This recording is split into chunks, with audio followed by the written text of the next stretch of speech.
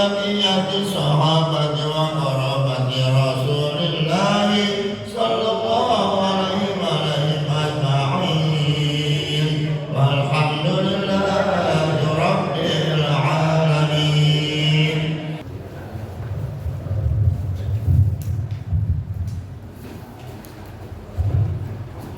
السلام عليكم ورحمة الله وبركاته.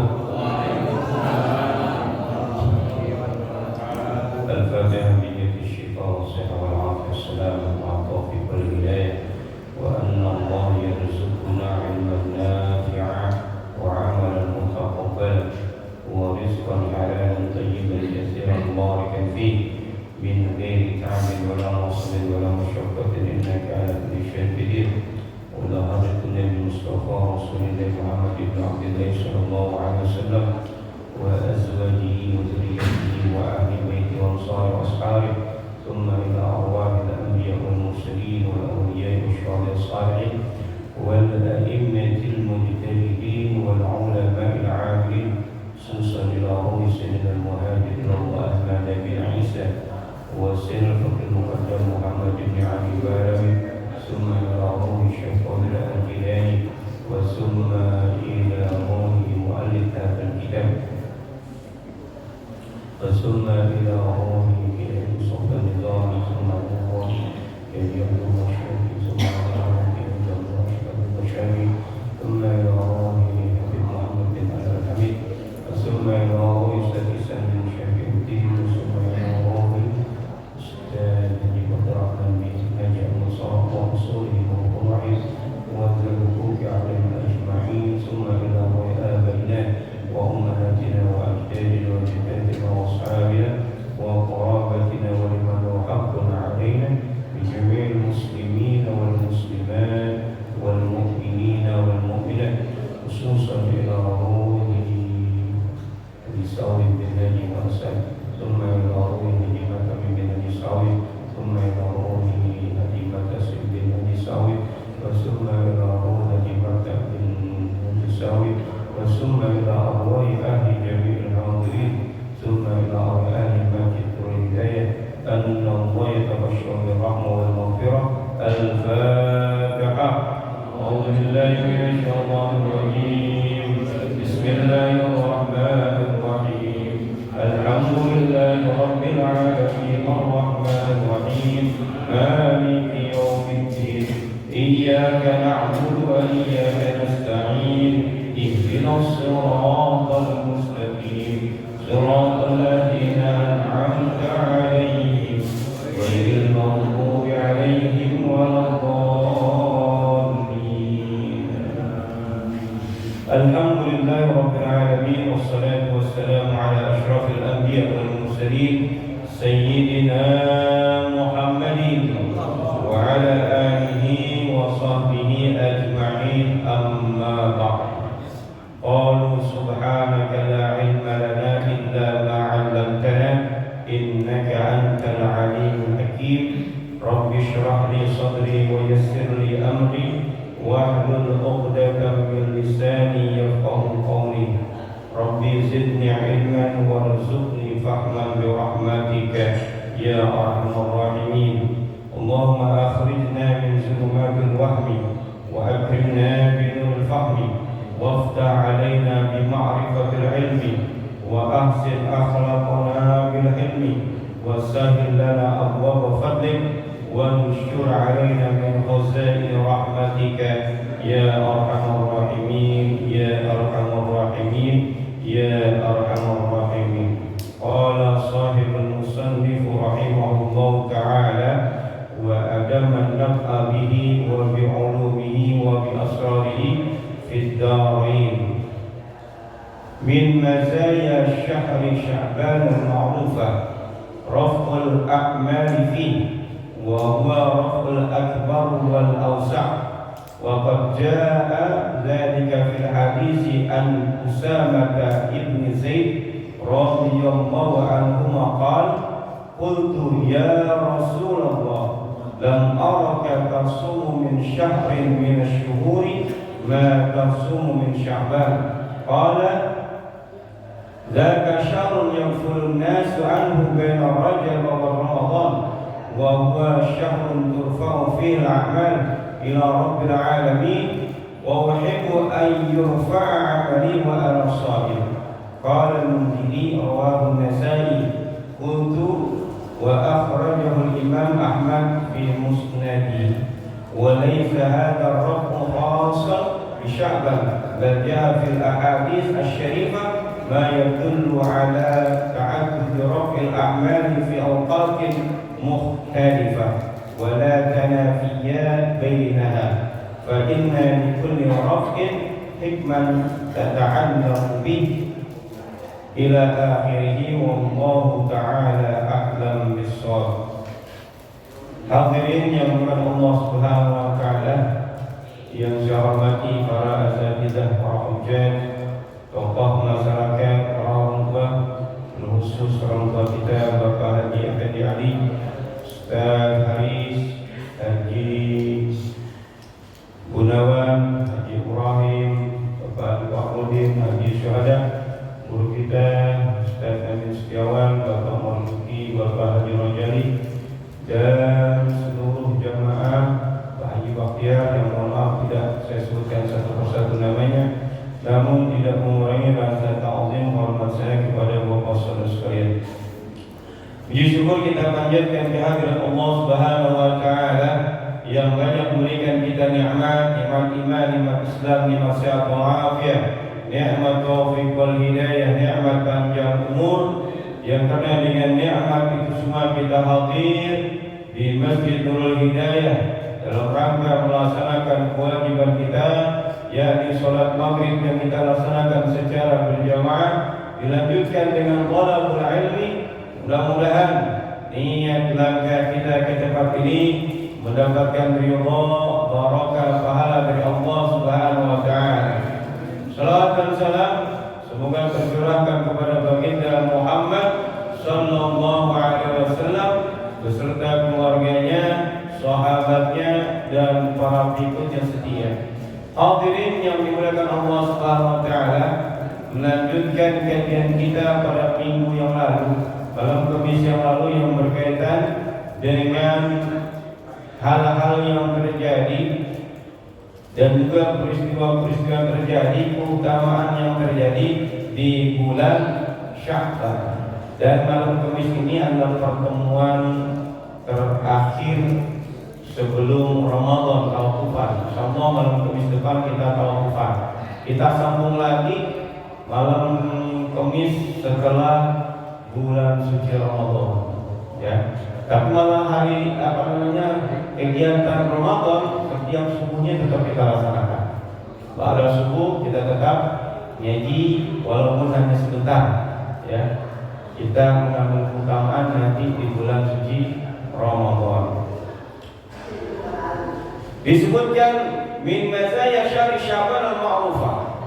Di antara kemuliaan, keistimewaan di bulan Sya'ban itu adalah raf'ul a'mal fi wa huwa raf'ul akbar wa awsa'. Diangkatnya amal-amal manusia, dilaporkannya amal-amal manusia yang dilakukan oleh manusia selama setahun, laporannya di bulan Sya'ban. Dan laporan ini bentuknya sangat skala besar, skala luas, karena nanti ada laporan-laporan yang dilakukan oleh malaikat kepada Allah Subhanahu wa taala pada waktu-waktu tertentu. Diriwayatkan sebuah hadis dari Usama bin Zaid, semoga Allah ridha kepada keduanya. Kata beliau, lam araka tasumu min syahri min asy-syuhuri ma tasumu min Sya'ban. Aku belum pernah melihat engkau berpuasa dari puasa-puasa di suatu bulan melebihi bulan Sya'ban. Lalu Rasulullah berkata, "Dzaka syahrun yaghfurun nas."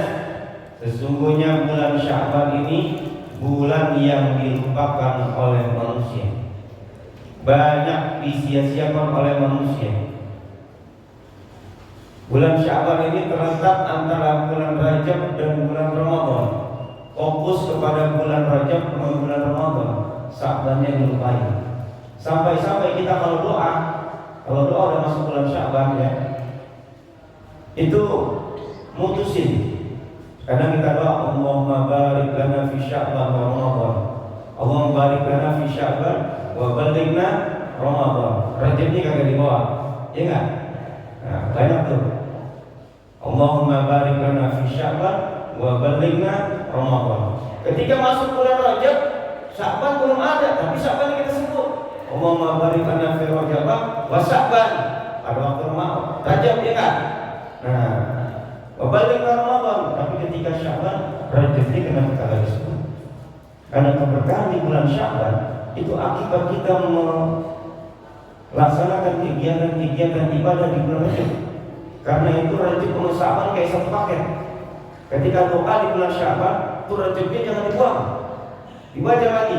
Allahumma barik lana fi Rajab wa Sya'ban wa balighna Ramadan. Jangan dibuang Rajabnya, sah ya, tetap dibaca. Kenapa? Karena keberkahan di bulan Sya'ban itu akibat kita memuliakan di bulan Rajab. Wa huwa syahrun turfa'u fihi al-a'mal ila rabbil alamin. Bulan Sya'ban itu bulan diangkatnya, dilaporkan seluruh amal-amal perbuatan manusia kepada Allah Subhanahu wa taala. Wa uhibbu an yufa'ala li wa ana sha'im. Dan aku ingin ketika amalanku dilaporkan kepada Allah, aku sedang berpuasa. Dan Nabi Muhammad SAW itu berpuasa di bulan Sya'ban melebihi puasa-puasa lain di bulannya. Kalau bulan biasa sedang Kamis, terus kemudian ayam lebih. Tapi ketika masuk bulan Sya'ban, dia puasa seluruhnya 1 bulan. Jadi berturut-turut bulan Sya'ban sama bulan Ramadan. Ada yang sanggup gitu, nah, ada yang udah mau sanggup nih. Ya Asmari udah mulai tuh, itu sebulan, ini Sya'ban mau sebulan lagi, jadi 3 bulan berturut-turut. Ya, bulan Rajab kemarin kita mana tuh, ya nggak? Itu bagi yang puasa. Ini bulan Sya'ban belum puasa? Gak tahu udah bulan Sya'ban puasa belum. Paling enggak di bulan Sya'ban ini kita sekali. Ada satu kisah, itu ada di kitab Durratun Nasihin. Ada dihikayatkan, diceritakan seorang bernama Abdullah. Ya, Abdullah, dia punya teman namanya Hafiz bin Al-Bakar. Suatu ketika temannya meninggal, Hafiz bin Bakar meninggal dunia. Dia sholatkan dan kira-kira 8 bulan gak pernah diziarahi. Dia sholatin, dikuburin, gak pernah diziarahi. Suatu ketika dia kepengen berziarah ke sahabatnya ini, temennya udah meninggal 8 bulan yang lalu. Sebelum dia berziarah, malamnya dia mimpi bertemu dengan sahabatnya di dalam mimpi. Jadi orang kalau ingin bertemu dengan, kalau Allah ingin mempertemukan seseorang yang sudah meninggal dunia dengan orang yang masih hidup, itu ketemu di dalam mimpi. Orang ini ketemu, ketika ketemu ditanya, wahai sahabatku, apa yang terjadi padamu? Dulu pada waktu engkau hidup, wajahmu ceria, wajahmu elok terlihat, tampan luar biasa. Tapi kenapa sekarang wajahmu pucat? Kata dia, ya, bahwa setelah aku dimasukkan ke dalam kubur, datang kepada malaikat, dan malaikat itu menyebutkan seluruh dosa-dosaku. Hai orang tua yang busuk, hai orang tua yang jahat, hai orang tua yang banyak melakukan dosa, seluruh dosa-dosaku disebutkan di dalam kubur.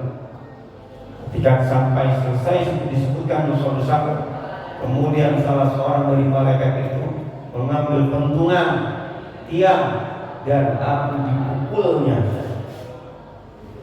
Bahkan setelah itu diriku dibakar, maka jadilah wajahku seperti ini. Tiap hari aku disiksa, sampai suatu ketika kuburan itu berkata kepadaku, hei fulan bin fulan, apakah engkau tidak malu sekarang ini engkau berbuat maksiat kepada Allah, sementara seluruh rizkimu, seluruh kebutuhanmu dicukupi oleh Allah Subhanahu wa taala. Dan itu terus terjadi siksa sampai suatu hari katanya. Sampai suatu hari terbit bulan sabit di bulan Sya'ban. Terbit di bulan sabit di bulan Sya'ban. Artinya itu masuk hilal ya. Masuk hilal bulan Sya'ban, tanggal 1 Sya'ban. Pada malam itu terdengar suara malaikat berkata, "Hai malaikat yang menyiksa fulan bin fulan, hentikan siksaanmu, karena Allah menyuruhku untuk engkau menghentikan siksaan kepada fulan bin fulan." Orang ini pernah sekali saja, sekali ini masa, menghidupkan malamnya di bulan Sya'ban. Artinya apa? Dia pernah sholat malam di bulan Sya'ban, dan dia pernah sehari saja berpuasa di bulan Sya'ban. Karena itu Allah memberikan rahmat pada hari ini, dibebaskan dia dari siksa kubur sampai nanti aku mengantarkannya ke dalam surganya Allah Subhanahu wa ta'ala. Makanya hidupkan malam di bulan Sya'ban, terutama malam nisfu Sya'ban. Baru sekali pulang masa. Nah, kita tiap bulan Sya'ban ya, insya Allah kita hidupkan. Yang belum berpuasa di bulan Sya'ban, puasa deh, walaupun sehari sampai dengan tanggal 15. Sebelum tanggal 15 puasa tuh, ya. Sebelum tanggal 15, jadi tanggal 15 lewat, gak usah puasa, kecuali orang yang terbiasa puasa Senin Kamis, puasa Ayyamul Bid, puasa Daud, silakan lanjutkan sampai dengan selesai bulan Sya'ban. Yang kedua, selain amal-amal yang akan di bulan Sya'ban, sebenarnya amal-amal kita itu ada yang dilaporkan oleh malaikat itu harian. Nah, ini yang harian ini mesti kita jaga nih. Dalam satu hadis disebutkan yajtami'ul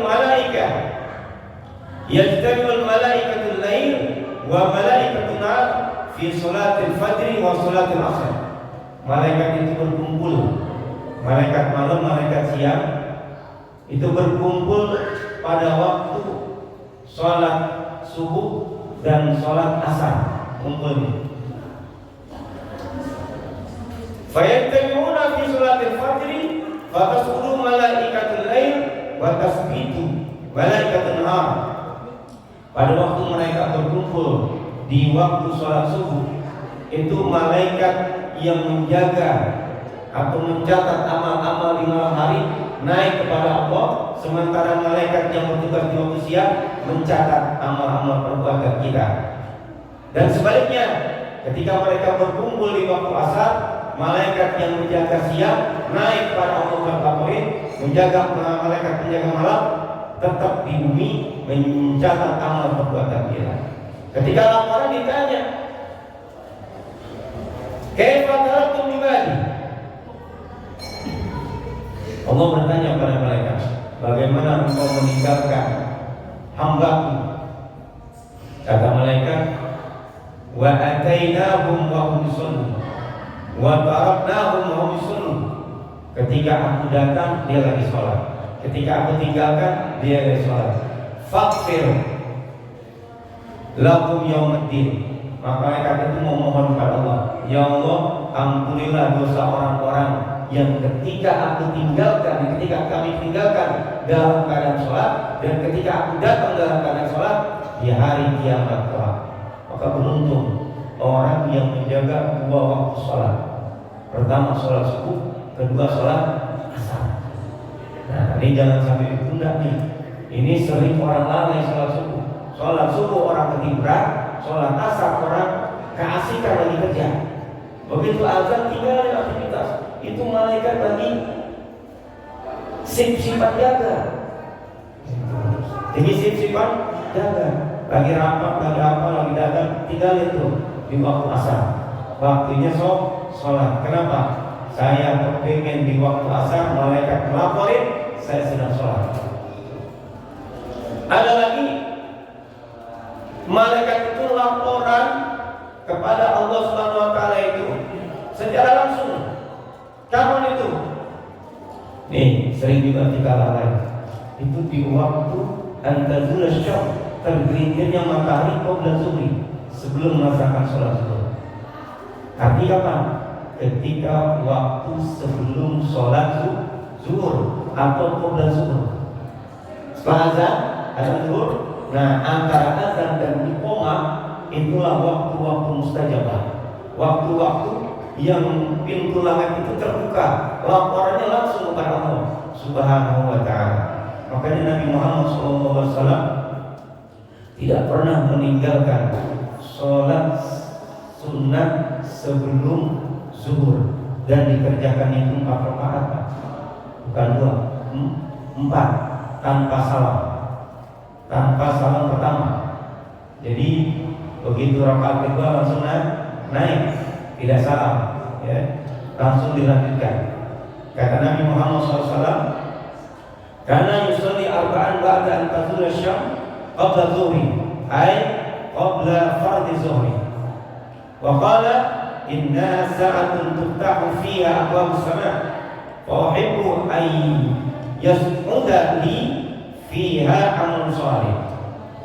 Jadi waktu sebelum mengerjakan sholat zuhur itu adalah waktu di mana pintu-pintu langit dibuka, dan aku ingin ketika amalanku pintu langit itu dibuka, dilakukan, aku sedang mengerjakan amal soleh. Makanya kalau bisa ya datang sebelum azan subuh. Begitu azan zuhur langsung melaksanakan sholat 4 rakaat. 4 rakaat langsung tanpa salam di rakaat kedua. Dan itu sering saya lakukan di sini. Kalau saya lihat, wah, belum masa ada waktu di atas 5 menit, saya kerjakan 4. Lo nggak pakai tahiyatul masjid. Kalau orang sudah datang mengerjakan sholat sunat 2 rakaat, itu sudah termasuk tahiyatul masjid. Makanya orang kalau sudah azan, terutama subuh nih, saya kasih tahu subuh itu cuma 2 rakaat. Setelah subuh cuma 2 rakaat. Begitu kita datang, kita sholat sunat, misalnya sholat sunat yang masjid dulu, habis itu sholat lagi sholat sunat qobliyah fajar, ya, lebih baik udah 2 rakaat aja. Kiai Fahmi mengatakan begitu. Kalau orang ngaji itu cukup 2 rakaat aja. Ya. Karena apa? Karena kita sholat sunat sebelum subuh 2 rakaat sudah dihitung sholat sunat tahiyatul masjid. Atau misalnya nih, kita mau kuliah subuh, belum melaksanakan sholat witir, ya, belum melaksanakan sholat witir. Begitu sampai ke tempat kita mau kuliah subuh, itu waktu masih ada. Ya, kita kerjakan saja sholat witir. Tak usah kerjakan sholat sunat kayak masjid. Kita kerjakan 3 rakaat sholat witir, sudah dihitung sholat tahiyatul masjid. Ya. Ada yang mengatakan disertakan niatnya, ada juga yang mengatakan tanpa perlu disertakan niat. Tanpa perlu disertakan niat tahiyatul masjid karena sudah masuk.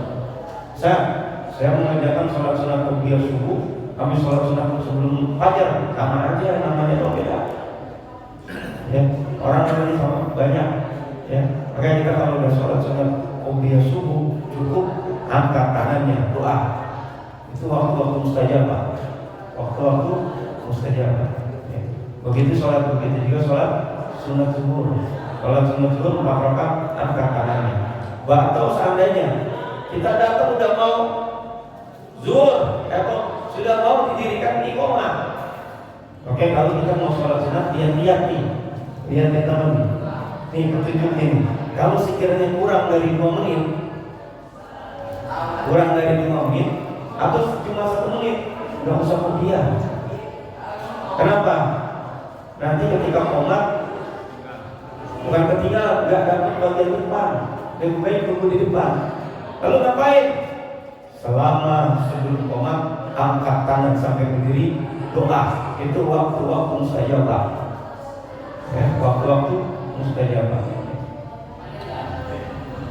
Yang ketiga, itu ada amalan yang dilaporkan itu mingguan. Kapan? Hari Senin dan hari Kamis. Itu laporan mingguan, ya. Hari Senin dan hari Kamis.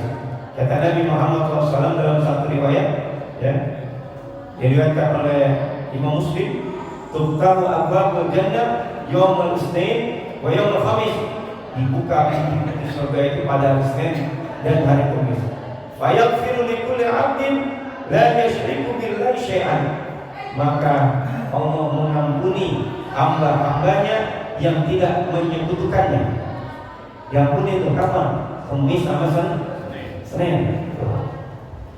Illa rajulan kanat bainahu wa bain akhihi sya'na. Kecuali ada orang yang sama saudaranya, sama tetangganya, sama temennya masih musuhan, kagak tegur-teguran, masih berantem, masih marahan, itu nggak bakal diampuni oleh Allah Subhanahu Wa Taala. Makanya kata Nabi, kalau marahan berapa lama? 3 hari ya, jangan lama-lama. Ya, rugi. Kenapa? Itu setiap Senin, Kamis, setiap Senin itu Allah ngampuni hamba-hamba Allah yang tidak menyekutukannya. Ya. Dia nggak bersekutu, tidak menyekutukan Allah, tapi masih marah sama saudaranya, sama tetangganya. Itu nggak diampuni oleh Allah seperti itu. Rugi, ya. Selanjutnya, ini saya singkat-singkat aja. Di bulan Sya'ban itu ada satu malam yang kita kenal dengan malam nisfu Sya'ban, yang insya Allah akan kita laksanakan malam nisfu Sya'ban itu pada hari Kamis, ya. Kamis malam Jumat. Kamis malam Jumat. Itu waktu malam nisfu Sya'ban. Dalam satu riwayat disebutkan, "Idza kana lailatul nisfi min Sya'ban." Jika datang malam nisfu Sya'ban, dufiya ila malakil maut alaihi salam sahifatun fa yaqulu. Allah kasih kepada malaikat maut, malaikat Israel, lembaran. Apa itu lembaran? Itu berisi nama-nama orang yang bakal dicabut nyawanya antara Sya'ban sampai dengan Sya'ban berikutnya. Jadi nama-nama kita antara di nisfu Sya'ban itu udah dikasih oleh malaikat Allah kepada malaikat Allah. Ibid min hadhihi sahifah. Kata Allah, ibid man fi hadhihi sahifah. Cabut nyawa orang-orang yang ada namanya di lembaran itu. Kira-kira di malam nisfu Sya'ban nama kita tercantum apa enggak di tahun depan?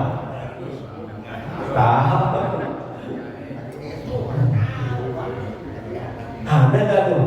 Makanya di malam nisfu Sya'ban itu malam mustajab orang berdoa. Ya, ada malam-malam di mana Allah mengabulkan doa. Salah satunya adalah 2 malam Id, yaitu malam nisfu Sya'ban, 2 malam Id, malam nisfu Sya'ban, malam Jumat, dan juga malam Lailatul Qadar. Dan di malam nisfu Sya'ban ini kita ngumpul ngapain? Sebenarnya yasinan itu wasilah saja. Yang kita menginginkan itu cuma doa, ya kan? Doanya, doa. Nah, yasinan itu amalan agar doa kita bisa diterima oleh Allah Subhanahu Wa Taala. Karena siapa yang membaca surat Yasin dengan maksud tertentu, insya Allah dikabuli. Makanya doa kita ketika malam nisfu Sya'ban itu 3. Pertama apa? Panjang umur. Ya enggak? Panjang umur. Walaupun orang yang udah tua itu pengen panjang. Siapa yang bagaimana? Enggak ada. Ya. Kalau pada lagi alhamdulillah. Ya. Al-maut rahatul mu'minin. Kematian itu adalah istirahat bagi orang mukmin. Saudara kita Pak Darani, Haji Mahmud, dan teman-teman kita yang sudah istirahat, gak lagi ibadah. Kita yang masih capek nih, yang terus ibadah. Mau istirahat ibadah? Kalau mau istirahat nggak apa-apa, ya kan? Doa aja biar cepat mati. Istirahat udah, ya kan? Biarin ya, Ustaz. Masih capek-capek nggak apa-apa dah. Yang penting umur panjang. Gitu. Kenapa umur panjang? Saya belum menyaksikan nih Masjid Nur Hidayah jadi 100%. Kira-kira begitu. Saya akan menyaksikan di malam suci Ramadan, ya.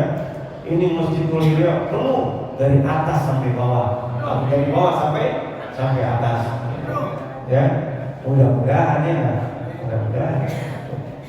Makanya biarkan kita sudah usia tua, sakit-sakitan, masih pengen hidup, tanya Imam Ahmad.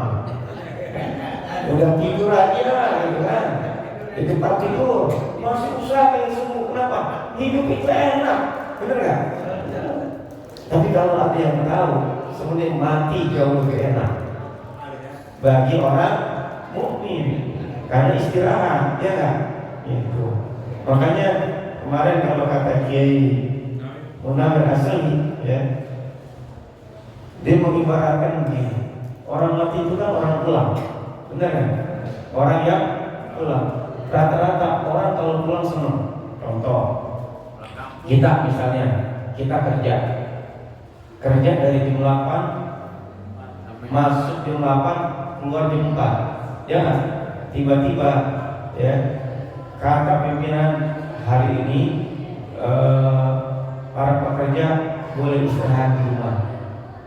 Masuk jam 8 pulang jam 10. Kira-kira pekerjanya pada jiran apa? Ya pulang gitu nggak? Pada seneng nggak? Gaji tetap, tapi pulang pagi seneng. Pulang cepat. Sama kayak orang sekolah. Masuk jam 6:30, ya. Tiba-tiba dikasih tahu anak-anak hari ini bapak ibu guru mau rapat. Jadi kamu dipulangkan cepat, yaitu jam 10. Anak-anak begini kan? Ya Pak Ustadz, Pak Guru pulang, jangan dong begitu kan? Kagak, senang. Tadi saya ngajar tuh, sekitar jam setengah 10 saya ngajar. Begitu jam 10:10 kan saya mau keluar kata anak-anak gini, Pak, belin dong Pak. Oke, nah, 1, 2, satu lagi dong Pak, satu lagi. Kalau bel 3 kali itu pulang, ya nggak 3 kali. Jadi anak-anak kalau disuruh pulang cepat senang, gitu kan? Sama dengan orang mukmin. Kalau dia pulang dia senang. Ya, kalau dia pulang dia senang. Yang nggak senang siapa? Yang ditinggali. Ya kan? Yang sedih yang ditinggali. Yang mati mah senang. Gitu. Ya. Jadi di malam nisfu Sya'ban nama-nama kita itu sudah tercantum. Karena itu di malam nisfu Sya'ban kita mohon yang pertama, ya Allah panjangkan umur kami. Ya. Nah, kemudian kita minta lagi, ya Allah kalau umur kami sudah panjang, rezeki kami juga dipanjangin, diberikan keberkahan, diberikan keluasan. Benar kan? Itu. Yang ketiga, ya Allah sekiranya Engkau tidak mengabulkan permintaanku yang pertama, yaitu panjang umur. Yang kedua, kalau nggak panjang umur berarti kan rezekinya juga kan dikasih ya, di stop. Nah, maka matikanlah kami dalam keadaan husnul khotimah. Itu udah derajat paling tinggi. Seseorang dikasih rezeki sama Allah SWT berupa mati dalam keadaan husnul khotimah, itu adalah rezeki yang paling utama, rezeki yang luar biasa, karena tidak gampang mendapatkan husnul khotimah. Banyak orang yang beribadah hampir 70 tahun, hampir 50 tahun beribadah terus, akhirnya mati dalam keadaan su'ul khotimah. Ada orang yang dalam hidupnya maksiat terus, di akhir hidupnya dia tobat. Seminggu dia tobat, dia meninggal dunia, mati dalam keadaan su'ul khotimah. Enak begitu. Yang paling enak itu dari awal kita berbuat baik, akhirnya pun husnul khotimah. Itu yang kita mau. Itu yang kita mau. Nah, bagaimana caranya biar kita bisa dapat meninggal dunia dalam husnul khotimah? Kita rencanakan. Kok bisa rencanain mati husnul khotimah? Iya bisa. Karena gimana? lakukan kebiasaan-kebiasaan baik, kebiasaan-kebiasaan baik, dan tinggalkan melakukan perbuatan-perbuatan maksiat. Di mana kita bisa melakukan kebiasaan baik? Salah satunya rajin datang ke masjid, rajin datang majelis taklim, rajin sedekah, rajin melakukan kebiasaan-kebiasaan baik. Insya Allah orang-orang yang senantiasa menjaga dirinya melakukan kebiasaan-kebiasaan baik, dia akan mati dalam keadaan husnul khotimah. Tapi orang yang mau coba-coba meremehkan maksiat walaupun kecil, itu bisa terjerumus ke dalam meninggal dunia dalam keadaan su'ul khotimah. Contoh, dari dulu gue sholat mulu, puasa mulu, gue gak pernah berbuat maksiat. Sekali pengen berbuat maksiat, sekali. Mana pengen minum minuman sekali aja, seteguk pun. Begitu seteguk, meninggal dunia. Meremehkan dosa, meremehkan perbuatan maksiat. Itu hati-hati, ya. Jangan meremehkan perbuatan maksiat, karena bisa jadi dengan maksiat yang kecil umur kita habis di situ. Dan juga jangan meremehkan perbuatan soleh yang kecil, karena bisa jadi dengan perbuatan yang kecil yang kita remehkan, perbuatan baik, kita meninggal dunia. Contoh, ada orang misalnya pengen ke masjid, di rumah ada permen, nanti nih permen harganya berapa sih? Gope, dia bawa. Niatnya apa? Kalau ketemu nanti ada anak yang sholat di masjid, saya mau kasih. Begitu ketemu anak, orang rajin nih ke masjid nih, kasih permen. Begitu dia kasih, malaikat menjemputnya. Dia ngasih dalam keadaan berbuat baik, dalam keadaan bersedekah. Dan itu ada yang terjadi seperti itu. Nah, karena itulah jangan meremehkan baik itu perbuatan maksiat yang kecil atau perbuatan baik yang kecil.